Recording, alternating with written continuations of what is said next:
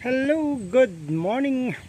Ngayon po ay meron po tayong pinuntahan ngayon dito sa Hanawan, Ocampo, Camarines Sur. So dito po ay nakapunta na rin po tayo 2 years ago at hinatid po natin yung bata na sa kanya pong lola sa father side, ano? So yung bata na po ngayon ay grade 3 na, and pinasyalan na natin at kunin natin yung kanyang update status, kasama natin yung kanyang mother. So yung mother naman niya po nakikipag-usap, let them be kung ano pong maging desisyon, kasi wala naman po yung father ng bata, yung mga lolo't lola, tiyahin at pinsan ang kausap. Pero yung bata po ay nagsabi na gusto naman niya sa mama niya. Okay, this time po ay ipapasyal ko po kayo dito sa lugar nila sa Hanawan. Malayo po ito, galing po ng Bao, Camarines Sur ay nag-travel kami ng 1 hour by motorcycle. So napaka-presko po ng lugar, maraming ibon na maririnig kagaya nga po ng narinig nyo, at may mga manok na kagaya na nagliligawan, girlfriend and boyfriend. So napaka basic po ng pamumuhay. Tignan niyo, poso lang kanilang tubig, wala silang water district, wala silang water supply, poso po ang gamit nila, at simple lang din ang kanilang bahay. Ay yan, natutuklap na rin po yung mga bubong sa bandang likod, kalawang na rin, may mga parts na rin na napalitan, palitin na rin, no? Kasi hindi na rin naalagaan sa pintura, so matagal na rin siguro yan, baka more than 50 years yan. Ito po ang napakalawak na lugar ng Hanawan. Pumasok po tayo sa barangay nila at tuloy-tuloy lang po tayo, and hopeful naman at sasama natin yung bata. Sana naman, ayun, magulo po yung yung inahin. Sunod-sunod naman sa kanya yung boyfriend niya. Tingin ko yan ay maghahanap ng pugad. So dito po sa lugar nila maraming puno, kaya malilim. Kagaya nito, may lubi-lubi, may nyug, may santol, mangga, may mangga, nyug, pili, may avocado, yung pili, may pili, maraming pili, may balaigang sa harapan. So maganda po dahil yung place ay very cozy, presko, malilim, lalo na ngayon summer, mainit. May mga alaga silang manok, kaya naman very well din, kasi kapag may manok ka, pwede kang mag ulam ng tinola anytime gusto mo pag may malaki ka ng manok. So siguro itong bahay na to dati ay may tindahan, ano, kasi merong mga puno. Ayun, may update ko kayo, maya bigyan ko kayo ng update sa ating paglalakbay dito sa Hanawan. Ito po yung harapan ng bahay nila, at meron din mga tanim kagaya niyan, yan pong santan, flowering santan, tapos may orchids, may red na dahon, no? Merong mga gabi-gabi na malalaki. Malawak din yung harap nila, sementado, pero dati siguro ito yung bahay o bilada ng palay. Meron din silang yan, yung oliba, ginagamit kapag may mahal na araw. Marami silang puno. Ito maganda tong bulaklak na to, puti. Ito maganda rin tong mga dahon nito, yung ibabaw ay green, ilalim ay pula. Ganda, no? Ito maganda rin po ito sa pambakod. Makapal kasi ang dahon nito, hindi basta-basta na lalanta. Kaya maganda yung pambakod. Kung kayo po may magbabakuran nyo ng halaman, ito po maganda, kasi may naghahalo po yung white sa green. Ito din maganda rin pambakod. Tsaka meron silang bili-bili, ginugulay yan, panggulay. May bayabas. Okay, merong dalandan yan sa harap, dalandan yan. Amoy natin kung dalandan po ito. Parang hindi. Amoy dalandan po. Amoy dalandan. Amoy na amoy po yung dalandan niya. Kaya lang wala siyang bunga ngayon. Kung may bunga sana, pwede tayong makadiskarte. O, tingin naman po tayo dito sa tabing daan nila. Ito yung gate, kawayan. Ayan, ito yung gamit na motor. Pauwi natin. Ito ulit. Tingnan natin. Malambot-lambot na ang ating gulong. Manipis na kasi. Kaya pa naman yan. Kakayanin. Ito po yung road nila. Wala halos kapitbahay sa harapan. Wala.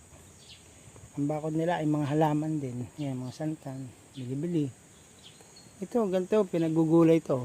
Marami din itong function. At mayaman to sa fibers. Ang dahon na yan. Ginagataan yan o kaya sinasabawan. Sinasama sa paksiw na isda. At minsan ay pinambabalot po yan ng sinanglay. Kaya marami pong function niya. So sayang po, ang ganda sana. Ang laki na ng kanilang dalandan. Aranghita ang tawag dyan. So marami rin po yung health benefits, mayaman sa vitamin C ang aranghita.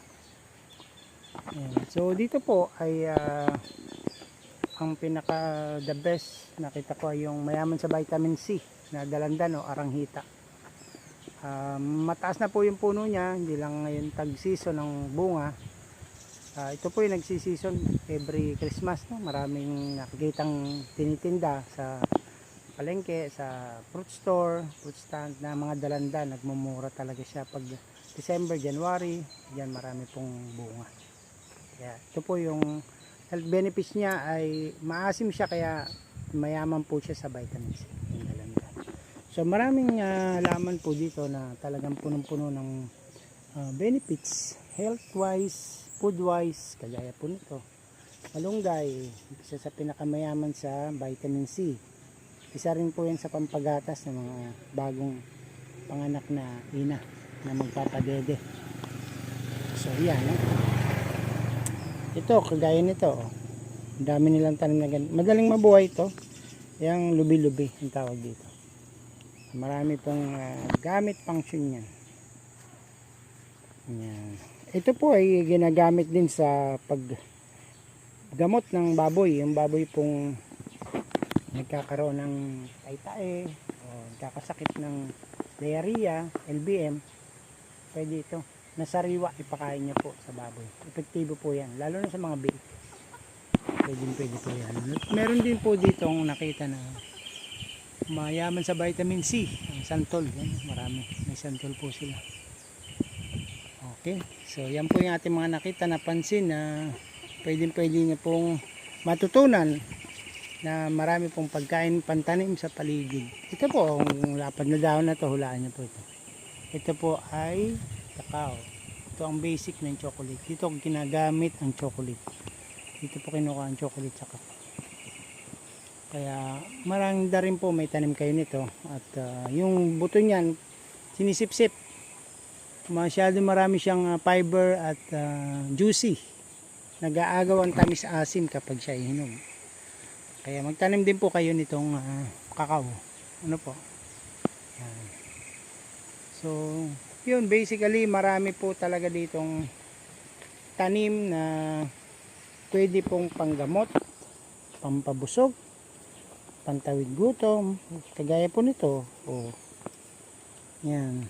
Ito po ay Indian Mango. Indian Mango po. Naamoy naman po yan, kung Indian Mango. Sa dahon pa lang, pisain nyo yung dahon, malalaman nyo. Ang amoy ng Indian Mango, amoy ng manggang piko, manggang dabo, iba-iba. Kaya maliit pa lang o dahon pa lang, alaman nyo na po kung ano pong klaseng mangga yan. Dahil po sa amoy. So, maya po, bibigyan kayo na update sa ating kinukuha na bata. Anak po ng isang ina na nalulungkot na rin po sa kanyang anak. So, yan. Yan muna po. At sana marami tayong natutunan sa ating lecture ng mga health benefits ng mga puno, ng mga bunga, ng dahon. Kagaya po nito, nuyog or coconut na nabanggit ko na po yan sa ating isang topic video, yung coconut, kung ano pong maraming purpose, maraming health benefits, economical benefits. Ito, binibigyan ko yun ito ng information. Anong dahon po ito? Ito po ay kayo. Ang kanya pong bunga, pag biniyak nyo na magulang na, yan po yung ginagawang bulak o fiber. Bulak po para sa unan, pinapasok po sa unan.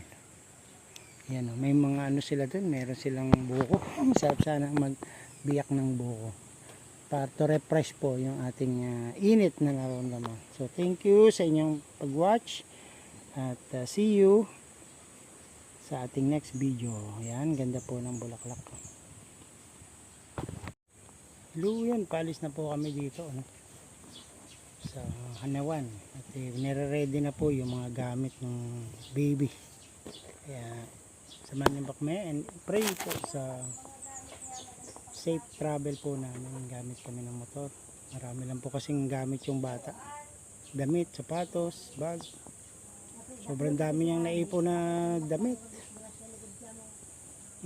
Kaya sana be safe kami, be safe.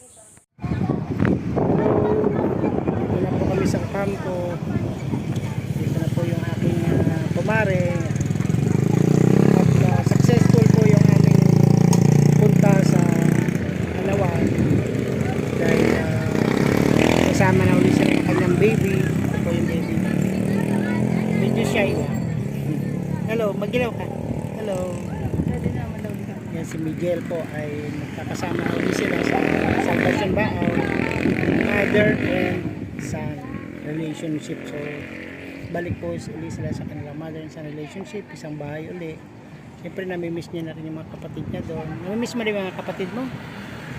Namimiss mo na, o diba? Namimiss niya na, magkita-kita ulit yan. Alagaan mo sila ha, maliliit pa yon. Huwag mo nga awayin. Yan, very good. Muna ko inumin ko yan. Sige na, bilhin mo tayo. Oo. Ma, bilhin mo cola. Cola. Cola. Yan, bibili muna kami ng cola. Medyo malayo kasi, tapos marami kaming kargada, o kaya mahirap mag-balance po sa motor yung may hawak ng kargada. Buti po may sidecar o tricycle. Pero successful naman po, kaya thank you very much. Pray nyo po na tuloy-tuloy lang po yung aming pagbiyahe ng safe. Samahan po tayo at gabayan po ng Lord. At shoutout po sa ating mga kaibigan dyan, Team Roel Lipat, Team Kapuso na always po nakasuporta. Shoutout Christy Alporte, happy birthday sa June 20. See you!